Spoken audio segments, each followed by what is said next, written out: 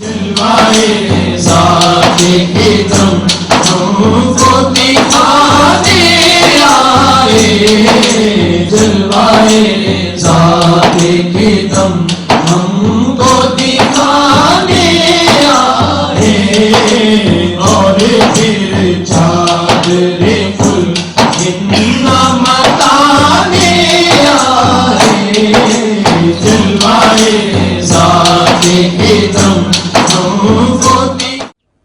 نحمده ونصلي ونسلم على رسوله الكريم اما بعد بسم الله الرحمن الرحيم.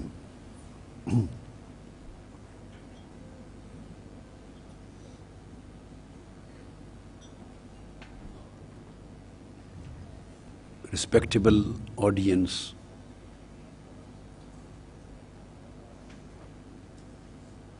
and honorable participants of this Milad dinner,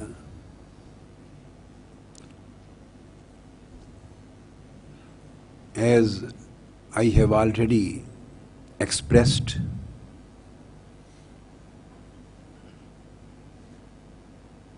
that this is just an incident for me to be invited by Mr. Hanif Mustafavi to utter a few words in this dinner, because as far as I knew, it was never included in this schedule. And I came here just to relax, to sit with you in a very relaxing mood and to enjoy the Milad dinner with you. And secondly, I am totally confused that the master of ceremony was conducting the whole program in English, and all of a sudden the speeches has been started in Urdu. So I am sandwiched between English and Urdu. I don't know what to say and which language to say.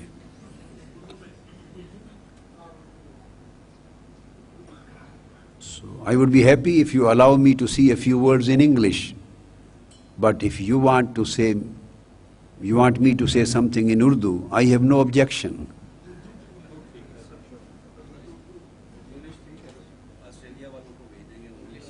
If we just continue for a while in English, I think majority present here in this Milad dinner, they won't feel any problem in understanding English. But I would prefer to get your opinion, because this is the responsibility of organizers. The master of ceremony was dealing the matter in English. So, ji? But you will prefer in Urdu? Achha, okay. Okay, that's better. I will say, inshallah, I will express myself in Urdu as per your wish, but basic problem is that not only the people of Pakistan want to listen to me and want to understand the reality of Islam, much, much more, a very larger number of Muslim Ummah outside Pakistan, now a time has come, they are always anxious and waiting to know something from me about Islam. And the only language to communicate with them, and only language to make them understand, so this is only media of communication is English, and for Arab world that is Arabic. So, since this is primarily for our Pakistani brothers, not for the foreigners, I would like and I would love to explain a single point in Urdu. Just, I would like to elaborate, to explain, to analyze just single point Why celebration of Miladun Nabi? Just this single point. Not in the light of Quran, not in the light of Hadith and Sunnah, not in the light of the classical literature written by the classical authorities of Islam. I have written lots and lots of books on these aspects, and you can find uncountable and numerous evidences, arguments, discussions in my books and in my cassettes. But today I will discuss this subject in a completely different angle, just in a rational way. Why do we celebrate Mawlidun Nabi? And why celebrations? Does celebration find any place in the basic teachings of Islam or not? Whether celebrations are permissible in classical teachings of Quran and Sunnah or not, or just the culture of celebration has only emerged from Indian subcontinent, and it cannot be substantiated, and it does not get any fundamental support from the original teachings of Islam. So I'm going to take this single point rationally. We will try to do a critical analysis of this single point on the subject. تو موضوع آپ سمجھ گئے کہ میلاد النبی پر celebrations, یہ جو جشن ہوتے ہیں اور اس کو بطور جشن منایا جانا، اس کی ریلیونس اور اس کی سگنیفیکنس کیا ہے، اس کو میں ایک ریشنل عقلی نقطہ نظر سے یہ نقطہ سمجھاتا ہوں. اور اسلام دین عقل ہے، یعنی اسلام دین فطرت ہے، اور دین فطرت ہونے کا معنی یہ ہے کہ عقل سلیم جس چیز کو مانتی اور طلب کرتی ہے، اسلام نے وہی کچھ دیا ہے. اسلام میں اور عقل سلیم میں کوئی تضاد اور ٹکراؤ نہیں ہے.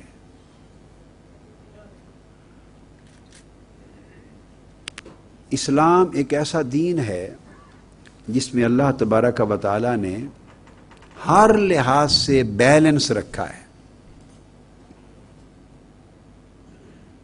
The most balanced religion in the world. اس کے اندر کوئی چیز unbalanced نہیں ہے. اسی وجہ سے ہم کہتے ہیں کہ اسلام میں قطعاً کسی قسم کی ایکسٹریمزم نہیں ہے، کیونکہ ایکسٹریمزم انبیلنسڈ ایٹیچیوڈ سے جنم لیتی ہے. جو پرسنالٹیز اور جو مینٹیلٹیز انبیلنسڈ ہوتی ہیں وہی ایکسٹریم ہوتی ہیں، اور اسی ایکسٹریمزم سے پھر ریڈیکلزم اور ٹیررزم کے بیہیویئرز وجود میں آتے ہیں. یہ برسبیل تذکرہ ایک بات آ گئی، اس کو جملہ معترضہ کہتے ہیں، اور میں دو جملے بڑے پتے کے یہاں بتا دوں. دنیا کی ساری قوتیں اور طاقتیں مغرب سے لے کے مشرق تک جو دنیا سے ریڈیکلزم اور ٹیررزم کو ختم کرنا چاہتی ہیں، جو ٹیررزم کو مٹانے پر تلی ہوئی ہیں، ملک کے اندر بھی، پاکستان کے اندر بھی، اور پاکستان سے باہر مغربی دنیا کے بڑے لوگ. یہ بات میں ورلڈ وائڈ ویژن، یہ بات میں جب کوئی بات میں کرتا ہوں تو صاف ظاہر ہے کوئی سنی سنائی بات نہیں ہوتی، وہ based on facts and realities ہوتا ہے. اور ایسے فیکٹس اور ریئلٹیز ہوتی ہیں کہ جو ریبٹیبل ہی نہیں ہوتے. برطانوی حکومت کی ٹاپ کی اتھارٹیز اور وہ جو اسپیشل اتھارٹیز ہوتی ہیں جو نظر نہیں آتی، یہاں بھی ہوتی ہیں نا اسپیشل اتھارٹیز جو پرفارم کرتی ہیں ایکچولی اتھارٹی ان کے پاس ہوتی ہے، وہی پرفارم کرتی ہیں، مگر وہ بیہائنڈ دا کرٹنز ہوتی ہیں، جن کے ہاتھ میں سب کچھ ہوتا ہے. وہ ٹاپ لیول کی اتھارٹیز اور ان کی head along with 2 other members، ایک پوری کمیٹی مجھے ملنے کے لیے آئی. لندن قیام کے دوران میری رہائش گاہ پر منہاج القرآن کے آفس میں نے ٹائم دیا، کو 3-3.5 گھنٹے میٹنگ ہوئی، اور میں نے ان سے جو باتیں 3 گھنٹے میں کہیں، جب وہ گئے بہت اچھے اور بہت اعلیٰ ریمارکس دیے انہوں نے، بہت اچھے اور بہت اعلیٰ ریمارکس دیے، مگر اس میں ایک جو ریمارکس تھا وہ آپ کو سنانا چاہتا ہوں. ایک، سارے ہی اچھے تھے، کمنٹ کیے بہت اچھے، ان میں ایک کمنٹ یہ تھا کہ یہ شخص اول تا آخر، ظاہر تا باطن سچا ہے، ٹروتھفل ہے، یہ شخص سچا ہے. اور پھر ریزن بتائی کیوں. انہوں نے کہا کہ اس نے جان کر کے ہم کون ہیں، کس سطح کے لوگ ہیں، چھوٹے لوگ نہیں تھے ہم، جان کر کے ہم کون ہیں، اس نے وہ باتیں ہم سے کہی ہیں جن باتوں کو کہتے ہوئے اسے علم تھا کہ ہم سننا نہیں چاہیں گے. ہم وہ باتیں سننا پسند، ہمارے کان ان باتوں کے سننے کے عادی نہیں ہیں، ہم پسند نہیں کرتے، اس نے وہ باتیں کہی ہیں، لہذا یہ شخص سچا ہے. This was one of their comments. میں اسی قسم کی ایک بات کہہ رہا ہوں، اسی قسم کی. دنیا میں جو لوگ دہشت گردی کو، ایکسٹریم اور ٹیررزم کو ختم کرنا چاہتے ہیں، یاد رکھ لیں دہشت گردی اور ایکسٹریمزم کوئی ایسی چیز نہیں ہے کہ یکلخت کسی کیمیکل کے ذریعے زمین سے ودن 24 آورز وجود میں آ جائے. نہیں، یہ ایک بڑا لمبا فینومینا ہے. اسلام کی ایک انٹرپریٹیشن ہے کنزرویٹو انٹرپریٹیشن، اور ایک ہے لبرل انٹرپریٹیشن.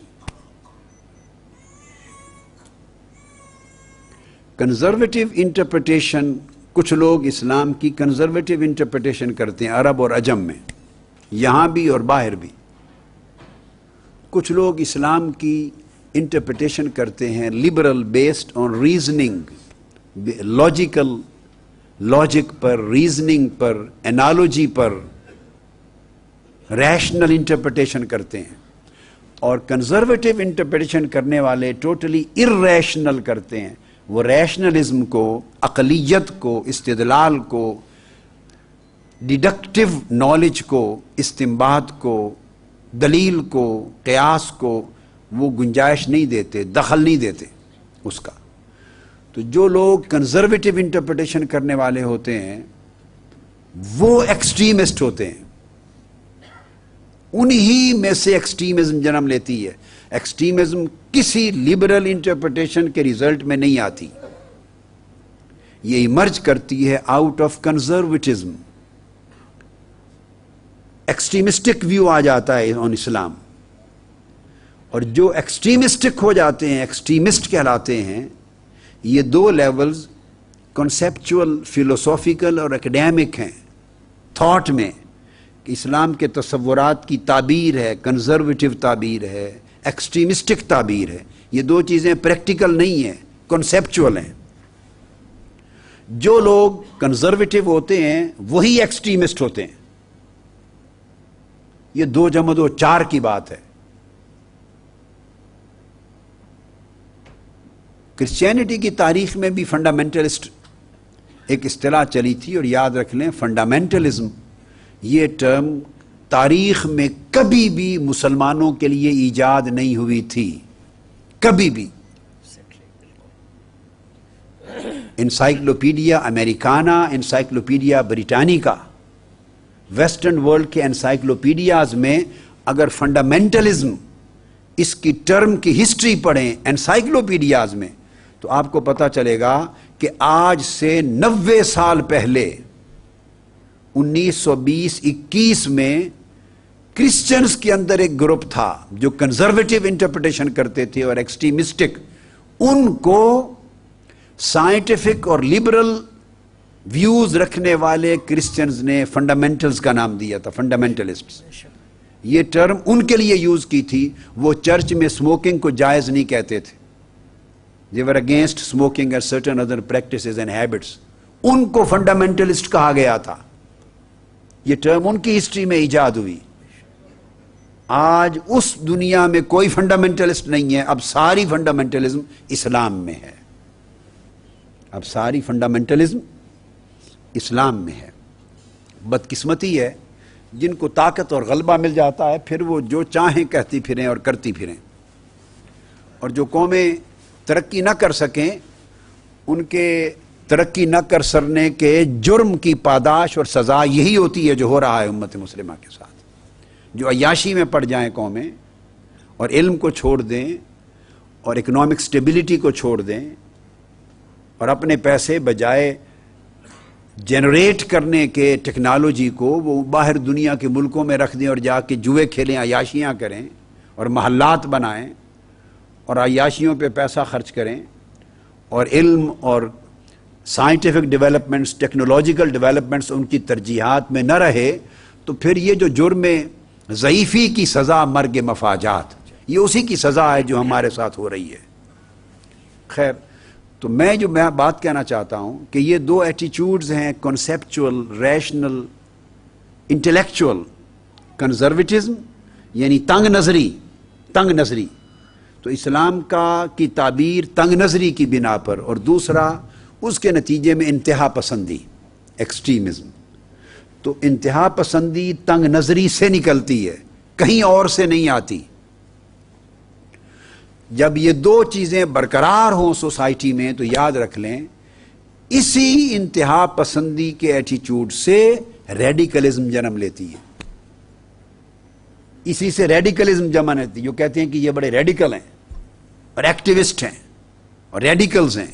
ریڈیکلزم کہیں اور سے نہیں آتی، وہ اس ایکسٹریمزم سے آتی ہے. اور جب لوگ ریڈیکل ہوتے ہیں تو ان میں سے کچھ لوگوں کو ٹیررسٹ بنایا جاتا ہے. تو ریڈیکل اور ٹیررزم یہ دو پریکٹیکل سٹیپس ہیں، لیولز ہیں.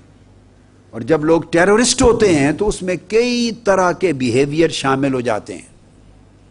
اس کے پیچھے سوشولوجیکل ریزنز بھی ہوتی ہیں، ایکولوجیکل ریزنز بھی ہوتی ہیں، بایولوجیکل ریزنز بھی ہوتی ہیں، سائیکیٹرک ریزنز بھی ہوتی ہیں، اکنامک ریزنز بھی ہوتی ہیں. اس کے پیچھے بہت سے اسباب شامل ہو جاتے ہیں، اور جب ان کو ایڈریس نہ کیا جائے تو پھر وہ سارے اسباب مل کر انسان کو، ریڈیکل تو طبیعت ہو ہی گئی ہوئی تھی، اس سے پھر وہ ٹیررسٹ جنم لیتے ہیں. اب جو بات خاص جو میں نے کہا، ان باتوں میں سے اس قسم کی ایک بات کہنا چاہتا ہوں کہ پوری دنیا کے وہ لوگ جنہوں نے ایک ہنگامہ محشر بپا کر رکھا ہے، دنیا سے دہشت گردی کے خاتمے کا ایک ہنگامہ بپا کر رکھا ہے، میں اپنی ذمہ داری کے ساتھ علی وجہ البصیرت، علی وجہ التحقیق، علی وجہ العلم، علی وجہ المشاہدہ، یہ ساری چیزوں کی بنیاد پر بات کہہ رہا ہوں کہ دہشت گردی کو ختم کرنے کا ٹھیکہ لینے والے پوری دنیا میں، ساری دنیا میں انتہا پسندی اور کنزرویٹزم، تنگ نظری کے ہر نقطہ نظر کو مکمل سپانسر کر رہے ہیں.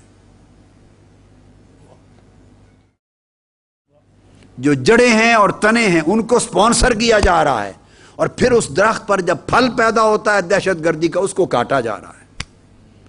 ہم دہشت گردی کو ختم کر کے دم لیں گے.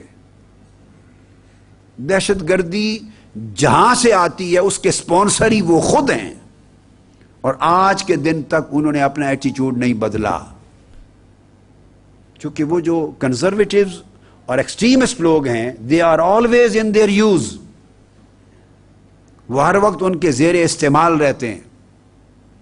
ان کو سپانسر بھی کیا جاتا ہے، برقرار بھی رکھا جاتا ہے، استعمال بھی کیا جاتا ہے. کبھی کبھی جب ہنگامہ بہت بڑھتا ہے تو انہیں معطل بھی کیا جاتا ہے، سسپینڈ بھی کیا جاتا ہے، انہیں ٹرانسفر بھی کیا جاتا ہے، ڈسمس بھی کیا جاتا ہے، ریسٹور بھی کیا جاتا ہے، دوبارہ سروس پہ بحال بھی کیا جاتا ہے. یہ سارا کھیل ہے دنیا میں چل رہا ہے، اور یہ کھیل اس لیے کہ وہ لوگ ان کے خدمت گزار ہیں، یہی لوگ ان کا راستہ ہموار کرنے والے ہیں. تو یہ مل کر ایک مشترکہ گیم ہے. جو امت مسلمہ کے خلاف کھیلی جا رہی ہے. تو یہ میں نے عرض کیا، یہاں سے یہ بات چلی کہ یہ جو ایکسٹریمزم ہے یہ ان بیلنسڈ ایٹیچیوڈ ہے، غیر متوازن شخصیت سے جنم لیتی ہے.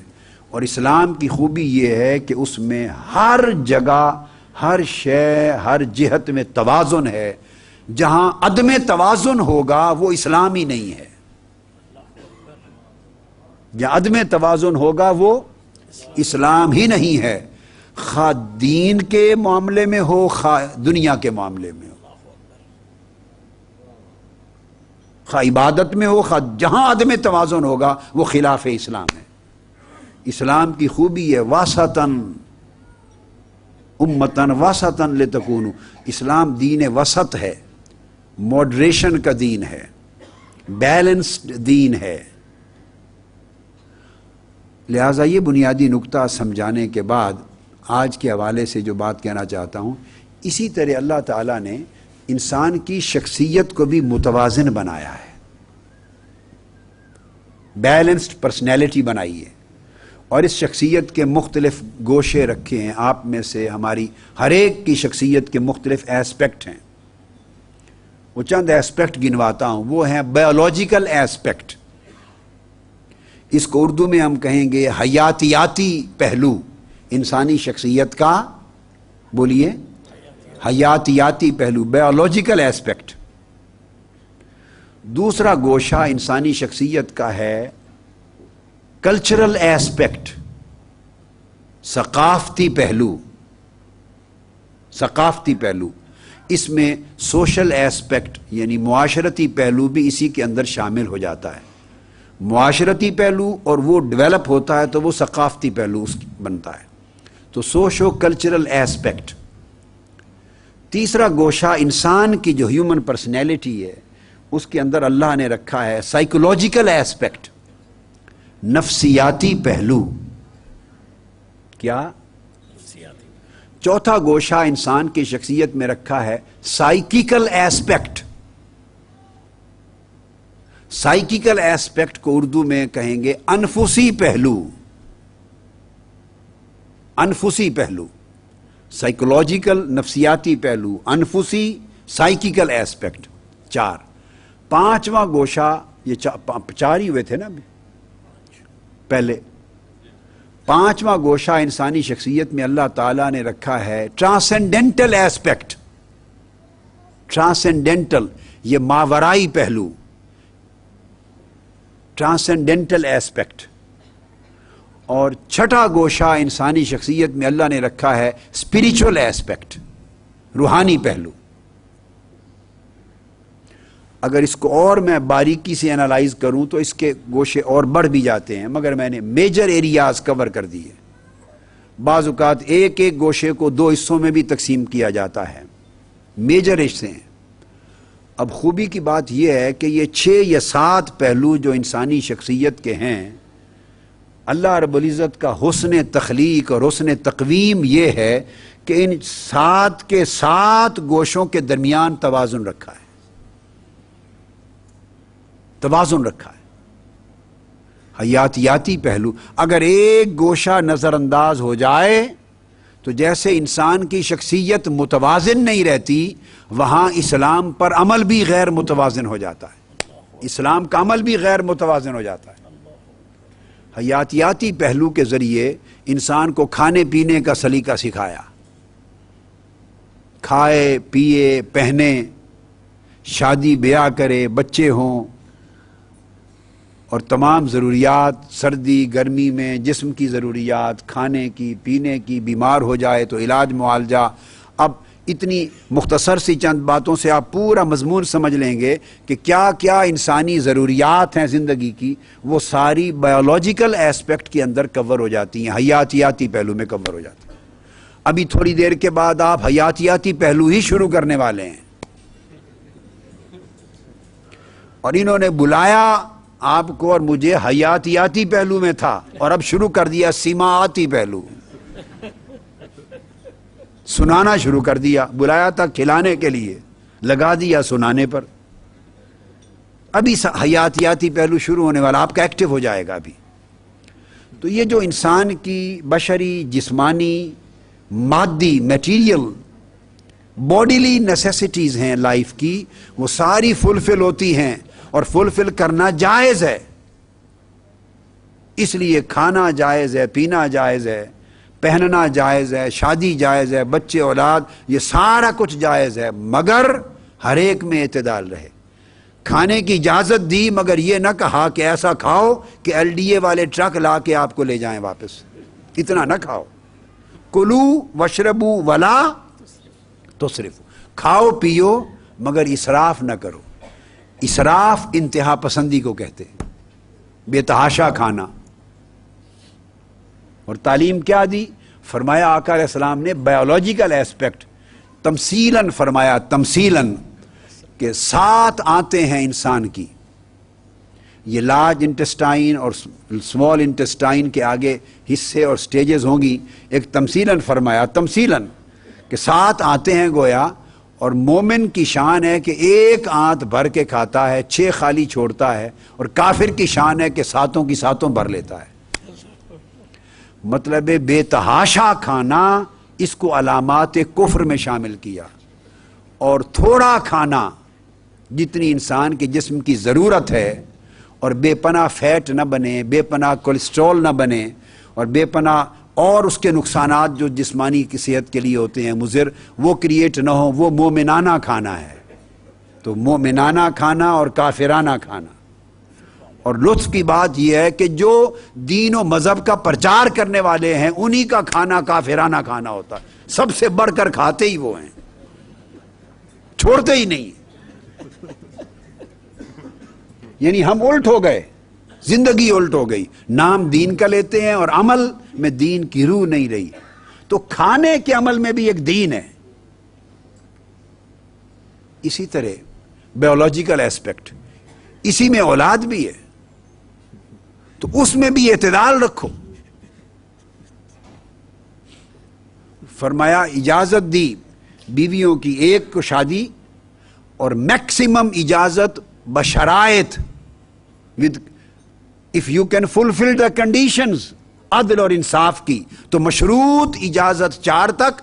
اور پھر فرمایا فواحدتاً، اور ترجیح یہی ہے کہ ایک پر اکتفا کرو.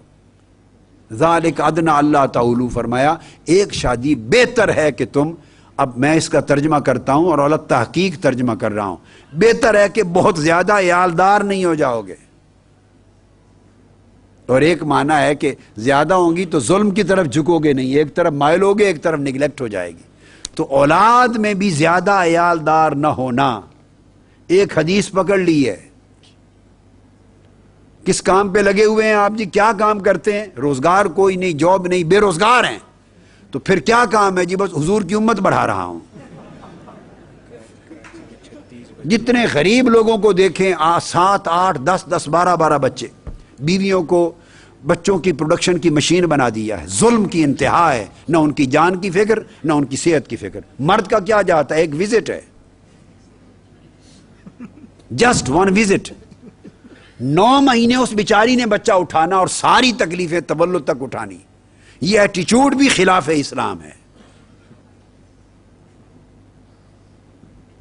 وہ حقوق نسواں بل میں عورتوں کے حقوق کا کیا تحفظ ہوگا جو تحفظ اسلام نے کر دیا؟ اسلام کو تو آپ مسمار کر رہے ہیں، اسلام کو تو بل میں ڈال دیا آپ نے، بند کر دیا.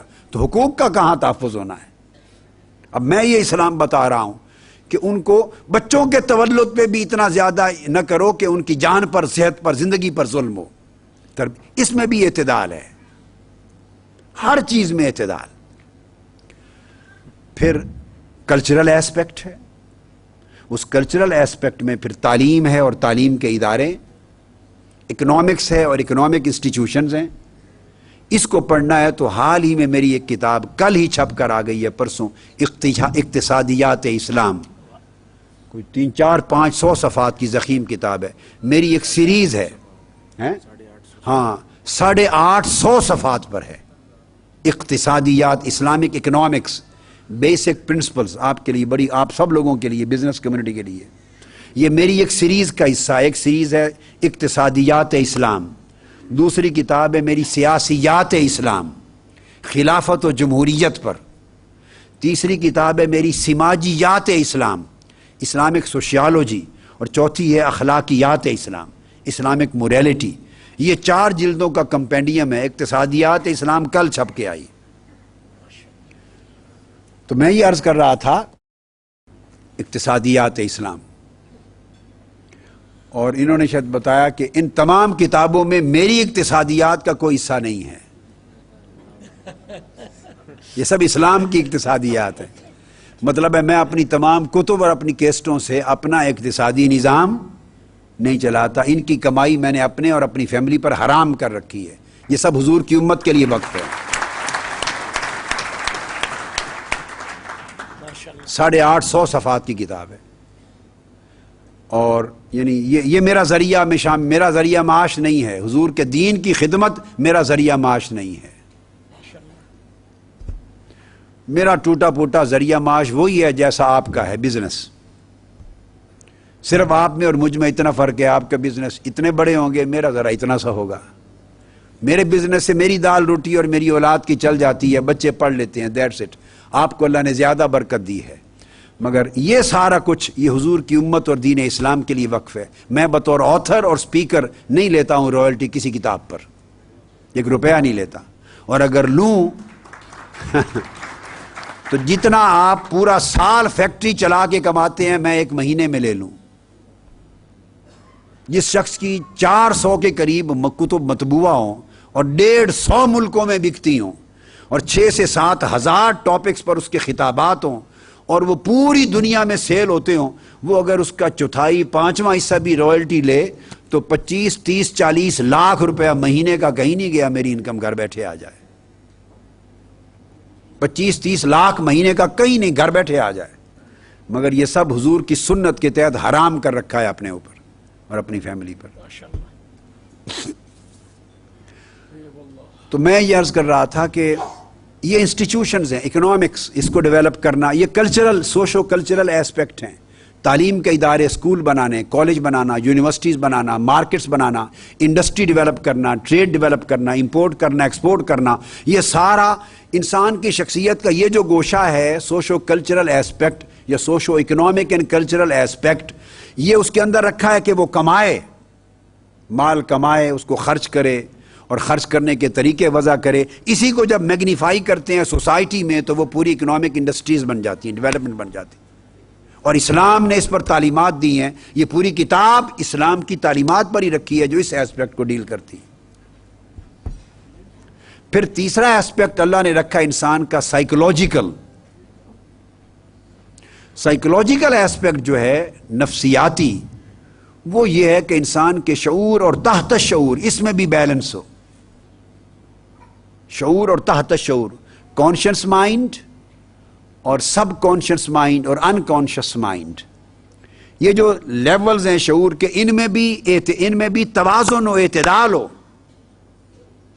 کانشیس مائنڈ اس پر آپریٹ کرتی ہے انسان کی ایکچول نیچر، فطرت بالفعل، اور سب کانشیس مائنڈ پر آپریٹ کرتی ہے انسان کی پوٹینشل نیچر، فطرت بالقوہ۔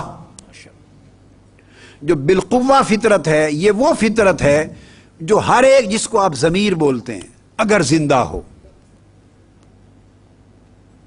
اور کوشش یہی ہو رہی ہے کہ اس قوم کا ضمیر مردہ کر دیا جائے، یہ بہت بڑی کوشش ہو رہی ہے۔ جن قوموں کا ضمیر مردہ ہو جاتا ہے اس کے بعد پھر موج ہی موج ہوتی، اور پاکستان پر توجہ اس لیے زیادہ ہے اس مہم کے لیے کہ پاکستان امت مسلمہ کی اقوام میں سے سر فہرست آنے والی ان قوموں میں ہے کہ ساری خرابیوں برائیوں کے باوجود اگر کسی قوم کا ضمیر دین حق کے لیے آج بھی زندہ ہے تو سر فہرست پاکستان ہے۔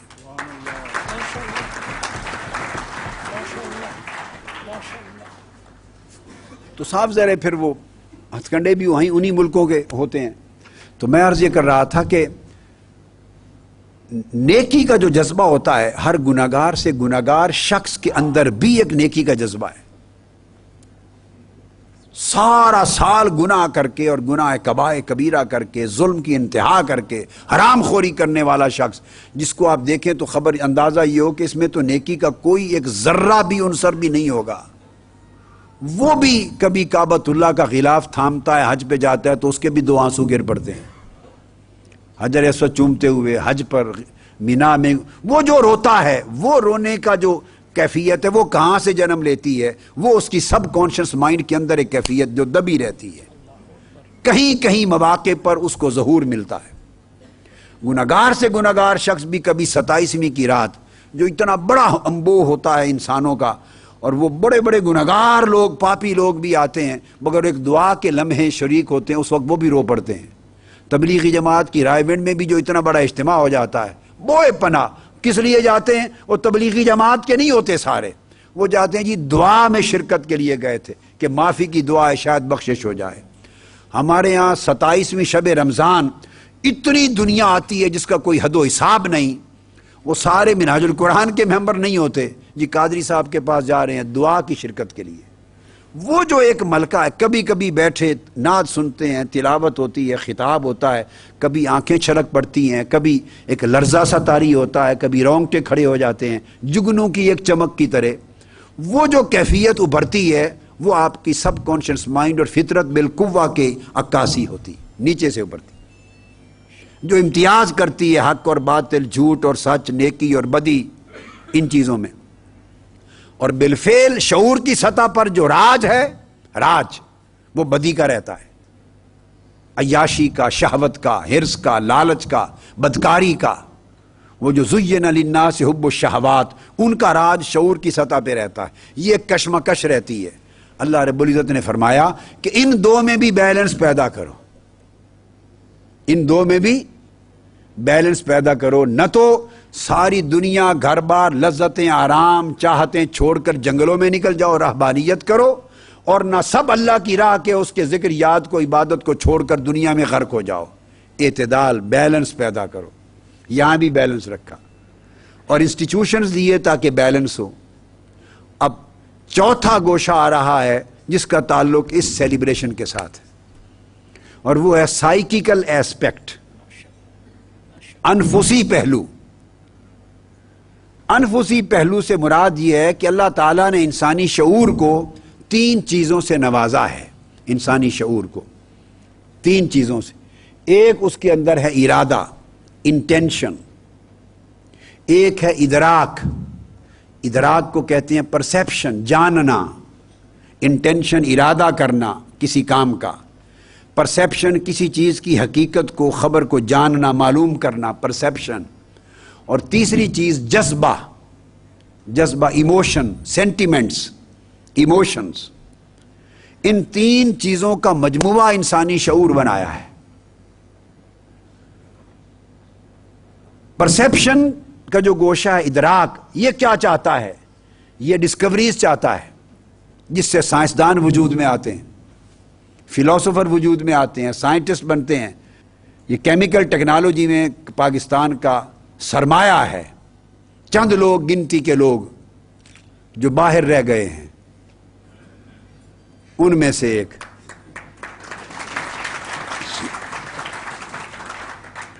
اب تو معلوم نہیں ہے کہ پاکستان کا کوئی فرزند اب بڑا سائنسدان بننے کی غلطی کرے گا یا نہیں کرے گا، یہ بھی سوچنے کی بات ہے۔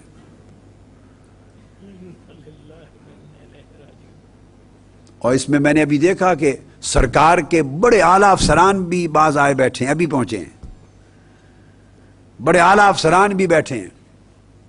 تو میں وہ جملہ، پتہ نہیں میرے اس جملے سے پہلے پہنچے یہ بات میری نظر اب پڑی ہے، بہت اعلیٰ افسران پنجاب میں اوپر کی سطح کے۔ تو میں یہ کر رہا ہوں کہ شاید آنے والے وقتوں میں کوئی پاکستان کا فرزند بڑا سائنسدان بننے کی غلطی کرے گا یا نہیں کرے گا، یہ بھی سوچے گا۔ میں ایک آپ کو اپنا ذاتی زندگی کا ایک واقعہ سنا دوں، دلچسپ، ذاتی، یہ ہے اس تسلسل میں نہیں، مگر پاکستان کے حالات کے تناظر میں ایک مجھے پرانی بات یاد آ گئی۔ اس مضمون سے ریلیٹڈ نہیں ہے، مگر جو میسیج دے رہا ہوں اس میسیج سے ریلیٹڈ ہے۔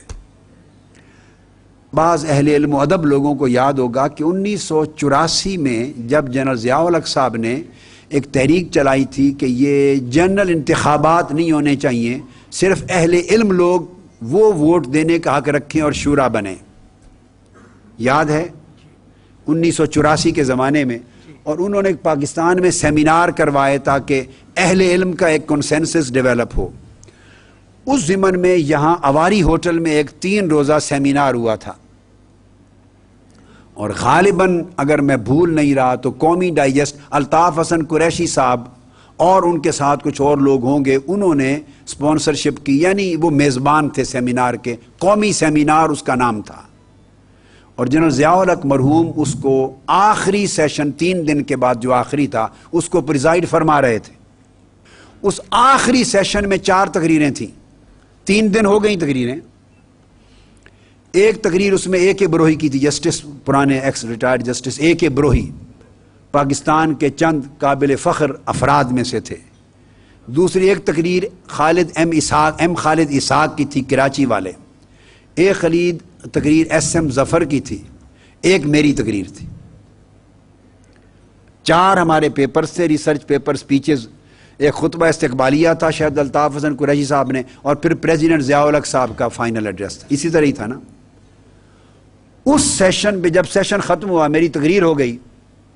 اے کے بروئی صاحب کی اس دن میرے ساتھ ذاتی، اب 1984 کی بات ہے، میری عمر اس وقت میں 33ویں سال میں تھا. 51 کی پیدائش ہے، 61 71 81 اور 1984، یعنی 33واں سال تھا میری عمر کا، بالکل نوجوانی تھی. اے کے بروئی صاحب کی اور میری اس تقریب میں یہ بڑا بس ایک واقعہ ہے، بس سنا کے پھر بغیر کمنٹ کے مضمون پر چل پڑوں گا. بس ایک بات سنانا چاہتا ہوں. کیوں سنائیے آپ اس کو تولتے رہیے گا اور سوچتے رہیے گا. تو بروئی صاحب کی مجھ سے دوسری ملاقات تھی. ایک ملاقات پنجاب یونیورسٹی لاء کالج میں ہو چکی تھی 2 سال پہلے، جب میں پنجاب یونیورسٹی لاء کالج میں پڑھاتا تھا ایز لیکچرر.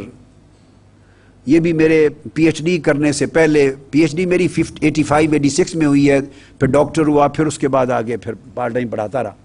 تو پہلی ملاقات وہاں ہوئی تھی انہوں نے میری، اور گفتگو سنی تھی میری. یہ دوسری ملاقات تھی. انہوں نے میری وہ پوری گفتگو، ریسرچ پیپر تھا، لیکچر سیریز، میری ٹاک سنی، انہوں نے بھی کی. جب ختم ہو گیا سیشن اور باہر نکلے تو وہ دروازے پر اواری ہوٹل کے، یہ بات میں نے پبلکلی زندگی میں کبھی نہیں سنائی، آج آپ کو سنا رہا ہوں، میرے حلقہ احباب کو پتہ ہے. تو وہ اواری ہوٹل کے دروازے کے باہر کھڑے تھے. He was waiting for me. میرے ساتھ دوست اب آپ کافی تھے، ہمیں تھوڑا وقت لگ گیا، ہم نکلے. وہ کہنے لگے میں gentleman I am waiting for you, صرف آپ کے لیے کھڑا ہوں. آگے بڑھے. انہوں نے میرا آگے بڑھ کے 3 بار میرے گال چومے، ماتھا چوما اور میری چیکس چومی 3 بار. چوم کے، ضعیف العمر تھے تو میں تو نوجوان تھا، تو میرا چہرہ انہوں نے پیوری محبت کے ساتھ اپنے ہاتھوں میں لیا. اب میں ان کے جملے دہرا رہا ہوں، میں اون نہیں کرتا، آئی شوڈ سے دس. میں نہ اون کرتا ہوں، نہ سرٹیفائی کرتا ہوں، نہ ایگری کرتا ہوں. میں ایگری بھی نہیں کرتا. ان کے جملے سنا رہا ہوں. مجھے کہنے کہ gentleman you are in a wrong country, آپ ایک غلط ملک میں ہیں. میں نے پہلا جملہ تھا سن لیا. میں نے پوچھا وائی، کیوں؟ وہ کہنے لگے ساری عمر یہ آپ کا ملک آپ کو نہیں پہچان سکے گا.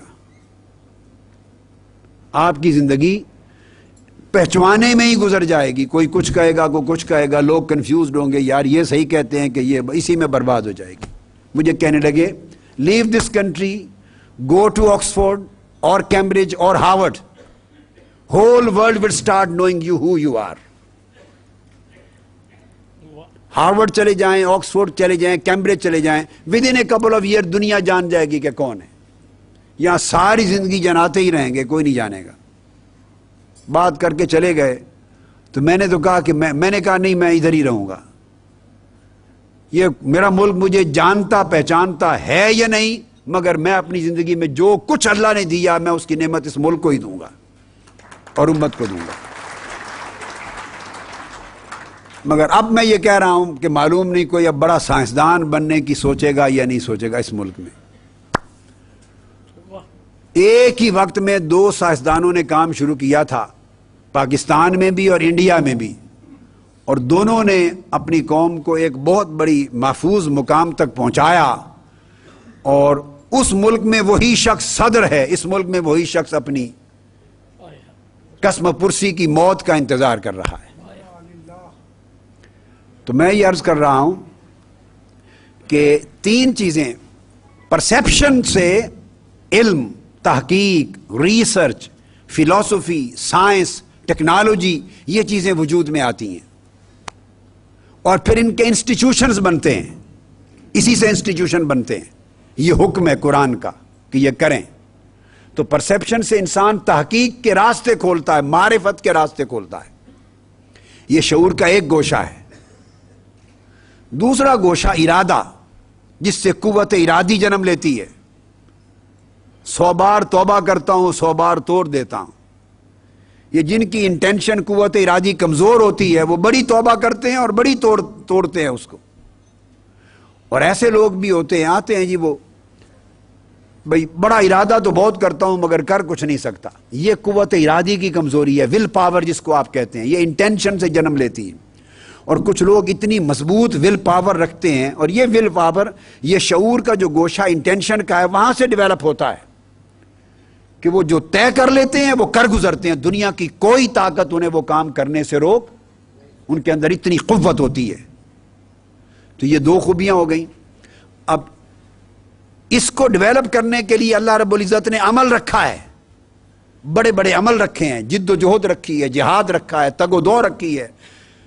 اس پرسیپشن کے لیے علم رکھے ہیں، سفر رکھے ہیں، علوم رکھے ہیں، یعنی ہر گوشہ انسان کی نیچر میں انگرین کیا گیا ہے کہ کچھ اس کے شعور کے ایسے پہلو ہیں کہ وہ علم، تحقیق، معرفت، سائنس اور علوم کو بڑھاتا جا رہا ہے اور آسمانوں پر کمند ڈال رہا ہے۔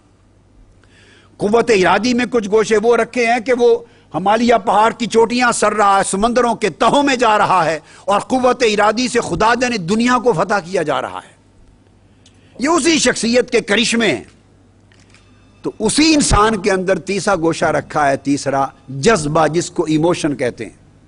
اور اللہ تعالیٰ نے قرآن اور حدیث کی تعلیمات ساری کی ساری اس طرح تشکیل دی ہیں کہ انسانی شخصیت کے ہر گوشے کی تسکین ہو جائے، ہر گوشے کی تسکین ہو، اور کوئی گوشہ تشنا طلب نہ رہے اور تشنا تکمیل نہ رہے۔ تو اسی طرح ایک گوشہ انسان کی شخصیت میں اس کے شعور کا جذبہ رکھا ہے، جذبہ، ایموشن۔ اور جذبے کے دو حصے ہیں، جذبے کے دو ایسپیکٹ ہیں، ایک محبت کا گوشہ، ایک نفرت کا گوشہ۔ محبت کا گوشہ اور نفرت کا گوشہ۔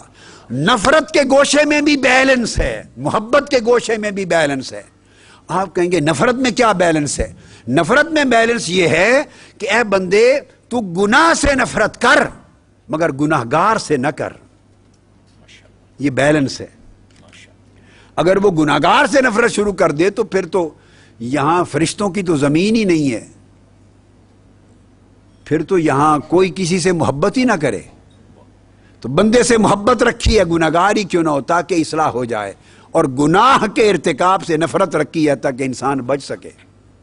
ظلم سے نفرت کر، جھوٹ سے نفرت کر، غیبت سے نفرت کر، چوری سے نفرت کر، ہر برے کام سے نفرت کر۔ یہ نفرت کا گوشہ۔ اور اس نفرت میں بڑھتے بڑھتے بڑھتے پھر وہی نفرت ہے جو آپ کو دفاع کرواتی ہے ملک کا اپنے دشمن سے اور سمجھوتا نہیں کرنے دیتی۔ دوسری طرف محبت کا عنصر ہے، یہ انسان کے جو ایموشن، محبت، یہ وہ محبت ہے جو ماں کے اندر رکھی ہے تو ممتا بن گئی ہے، اور وہ ممتا اس ایکسٹریم تک اس کا جانا جائز ہے، اس ایکسٹریم تک ہے کہ ساری رات بچہ جگائے تو ماں اپنی جان قربان کرتی ہے مگر بچے کو بے آرام نہیں ہونے دیتی۔ یہ کیا ہے؟ یہ اس کے شعور کے اندر، فطرت میں وہ جو ایموشن میں محبت کا جذبہ رکھا ہے، یہ اس کی کرشمہ سازیاں ہیں۔ بچہ پیشاب کرتا رہے، اب تو خیر پیمپرز آ گئے، نیپیز آ گئی، مگر پہلا زمانہ تھا لنگوٹ ہوتے تھے کپڑے کے۔ پیشاب کرتا رہے بچہ تو ماں بستر کا رخ بدلتی رہتی ہے، اسے خوش جگہ پہ لٹاتی ہے، ساری رات اس کے لیے جاگتی ہے۔ باپ، آپ اور ہم سوتے ہیں، ہم کہتے ہیں بچہ رو رہا ہے ڈسٹرب نہ کریں، دوسرے کمرے میں چلے جاتے ہیں۔ جاگنا جس نے پیدا کیا اسی ماں کا حصہ ہے۔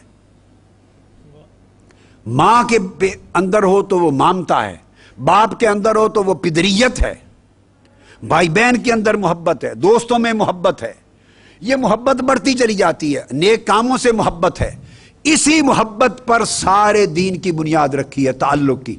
فرمایا اللہ تعالیٰ نے کہ مجھ سے تعلق رکھو تو دو راستے ہیں، محبت کا بھی، خوف سے بھی۔ جو خوف سے میری طرف آئے گا وحشت زدہ ہو جائے گا، جو محبت سے میری طرف آئے گا ولی ہو جائے گا۔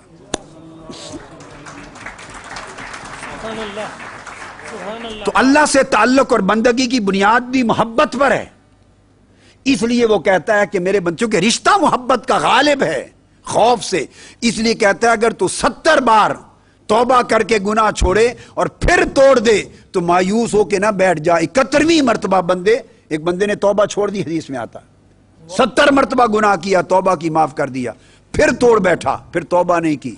بنی اسرائیل میں اللہ نے وہی بھیجی، اس سے پوچھ میرے پیغمبر، اس سے پوچھ کہ 71 مرتبہ گناہ کیا، اب توبہ کیوں نہیں کی؟ پیغمبر نے پوچھا، اس نے کہا کہ اب تو کوئی گنجائش نہیں، مجھے شرم آ گئی کہ 70 مرتبہ توبہ توڑی ہے، میں نے مذاق کیا ہے توبہ کا، اب میری توبہ قبول نہیں ہوگی، کوئی امید نہیں ہے، اس لیے میں نے توبہ نہیں کی۔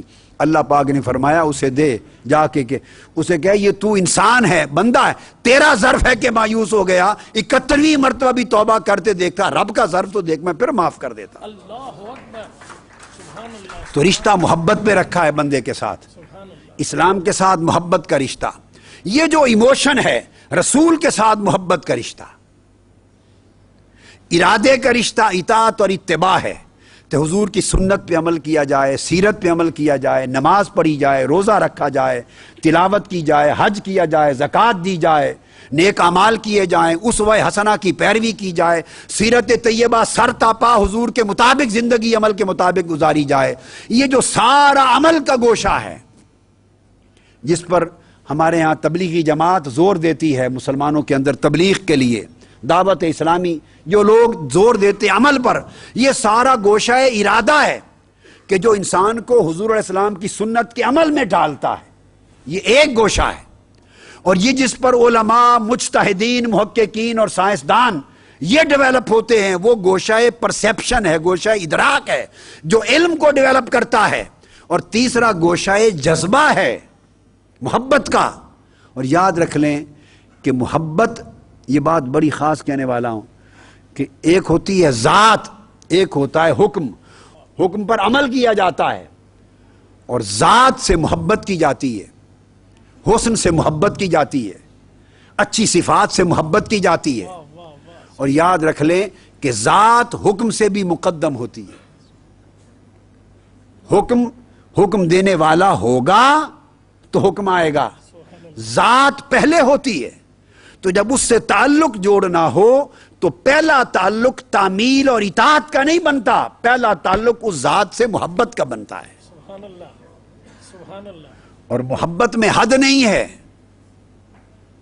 بس ہر شے میں اعتدال ہے، ایک محبت میں اعتدال نہیں ہے۔ ہر شے میں اعتدال ہے، ایک محبت خیر کے لیے اعتدال نہیں۔ دنیا کی محبت میں بھی اعتدال ہے، دو محبتوں میں کوئی حد نہیں، اللہ سے محبت، اللہ کے رسول سے محبت، ان کے لیے کوئی حد نہیں۔ ان پر حد قائم کر دی تو محبت ہی نہ رہی۔ اس لیے فرمایا والذین آمنوا اشد حبا للہ، جو اللہ سے محبت کرتے ہیں وہ محبت کی حدیں توڑ کر محبت کرتے ہیں۔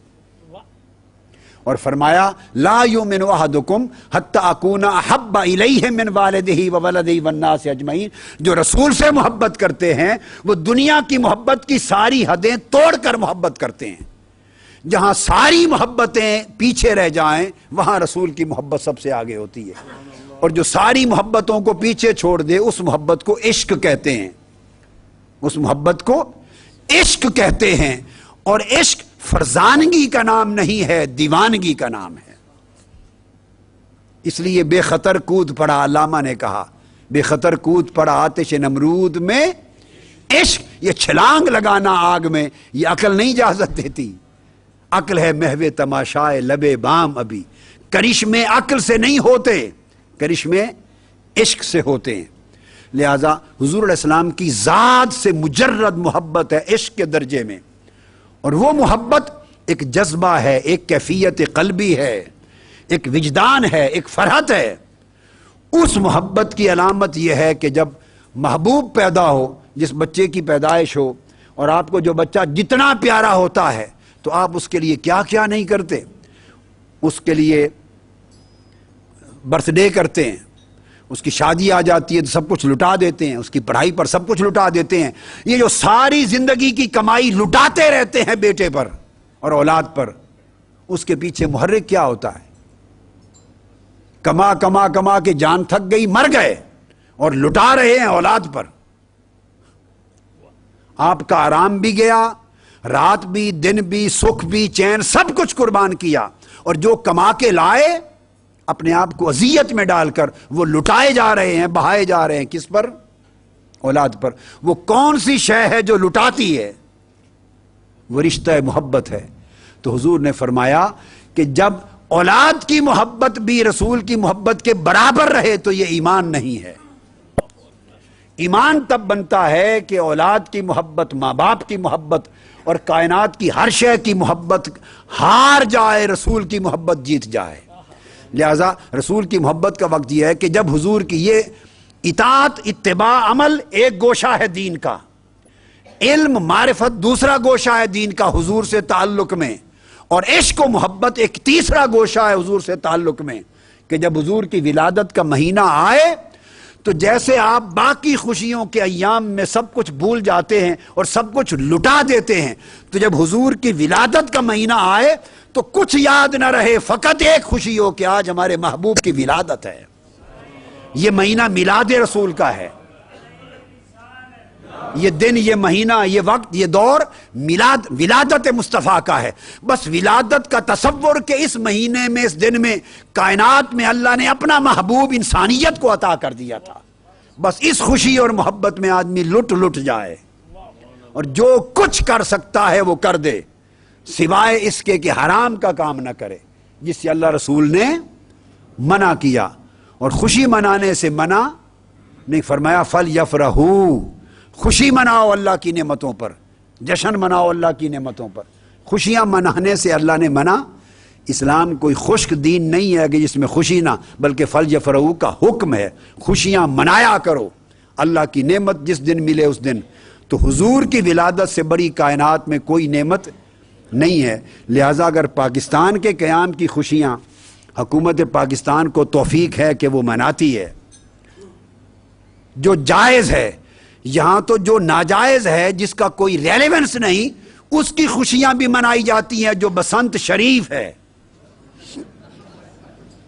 جس کا نہ آگا ہے نہ پیچھا، نہ جس کی دنیا کا کوئی مفاد نہ آخرت کا مفاد، اور قوم کے بچے درجنوں بیچارے مرتے ہیں اور گلے کٹتے ہیں اور روتے پھرتے رہتے ہیں، اور یہ ایک ایسی تقریب ہے جس کی بیک گراؤنڈ صرف انڈیا سے آئی ہے۔ میں یہ نہیں کہتا کہ پتنگ اڑانا ناجائز ہے، میری ایسی سوچ، پتنگ کے اڑانے میں کوئی گناہ نہیں ہے، ایک کھیل ہی ہے، ایک کھیل ہے، جیسے باقی کھیل کرتے ہیں تو اس لوڈو کھیلتے ہیں آپ، چیس کھیلتے ہیں، ہاکی کھیلتے ہیں، کرکٹ کھیلتے ہیں، سب کچھ کھیلتے ہیں، تو کھیلوں میں کھیل ہے، نہ پتنگ کے اندر کوئی حرام شے ہے نہ اس کے اڑانے میں حرام شے ہے۔ لیکن سوال یہ ہے کہ جب خالی پتنگ اڑانے کی بات ہو تو اور چیز، مگر پتنگ بسنت بن جائے، اور بسنت کہتے پنجابی، پرانی پنجابی زبان میں جو بچہ بڑا بدتمیز ہو جائے نا، اس کو کہتے تھے بسنتا، بہت بدتمیز ہو جائے تو اسے بسنتا کہتے ہیں۔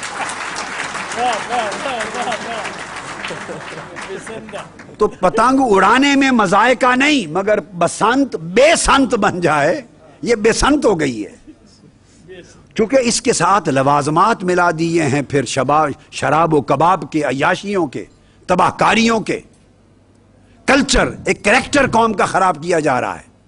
تو جب ایسی چیزیں مل جاتی ہیں تو پھر خرابی جرم۔ لہذا ایسی خوشیاں جائز نہیں جو انسان کو حرام کی طرف لے جائیں، جو حرام کی طرف لے جائیں، مگر وہ خوشیاں جو اصلاً نیکی پر ہوں، اور اس میں جتنی خوشی کریں، جتنا جشن کریں، جتنا خرچ کریں، اس سے قلب کو فرحت نصیب ہو اور ایمان کو طاقت نصیب ہو، اور اللہ رسول خوش ہوں، اس خوشی کی کوئی حد نہیں۔ اور وہ ہے جیسے قیام پاکستان کی خوشی کہ اللہ نے ہمیں نعمت مملکت عطا کی، اپنے محسنوں کے ایام کو منانے کی خوشی، دفاع پاکستان کی خوشی، دفاع پاکستان کی خوشی، یعنی یہ خوشیاں ہیں جو قومی عزت کے اور قومی بچاؤ کے اور عظمت کے دن ہیں، یہ خوشیاں جائز ہیں۔ تو جب گنتی کرتے ہیں پوری دنیا میں سارے ان دنوں کی جن کی خوشیاں جائز ہیں، ان ساری جائز خوشیوں کے دنوں کو سامنے رکھ کر جب ولادت مصطفیٰ کی خوشی کو دیکھتے ہیں تو ساری خوشیاں حضور کی ولادت کی خوشی کے قدموں میں گری پڑی ہیں۔